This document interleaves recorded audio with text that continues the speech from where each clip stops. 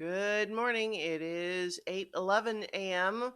on April 25th, 2022, Monday. I'm Christiana Ellis, and I've been up fussing with audio settings for a little while. I am constantly irritated that audio settings will migrate somehow, where you get it sounding just right and then you leave it exactly like that, and then after a while it's not good anymore. I've got a noise reduction setting on XSplit working this time, but will that continue to be beneficial and not just make other things sound weird? Who can say? But whatever, we'll give it a shot.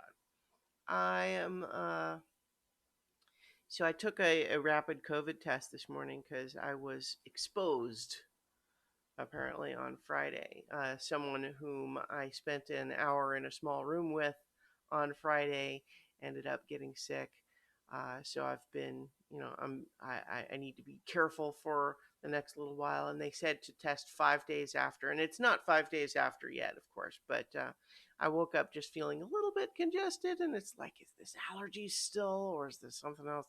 And for at least for now, I'll do another test again at the 5 days, but at least for now, my rapid test says no, not, you know. So, eh, so I'm just uh, sleepy on a Monday morning the regular way. You know, that's how it goes sometimes. I played a little bit yesterday of a game called Tunic, which is if it's kind of old school Legend of Zelda like, in the sense that it's got kind of an isometric world, and your cute little character running around smacking stuff with swords, looking for treasures and secrets and stuff.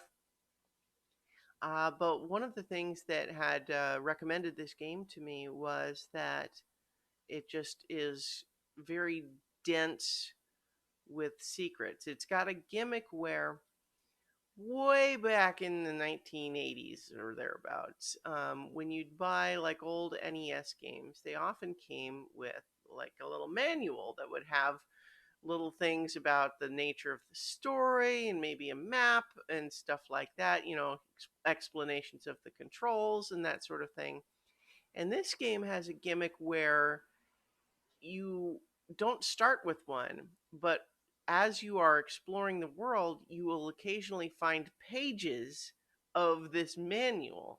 But the thing is, it's written in a weird made up language. And so, as you are looking at the pictures and occasionally some words are translated, what you discover secrets that it doesn't tell you, like, until you find the page that tells you so. You probably don't realize that, like, oh, if you might have pressed all the buttons and figured out that pressing A lets you do like a little dodge roll, but if you press and hold it, you do a dodge roll, but then you're running and you have a run speed. And so you wouldn't necessarily know that unless you had tried it, or unless you find the little page that explains it. And then you find pages that are, maps of certain areas and that sort of thing.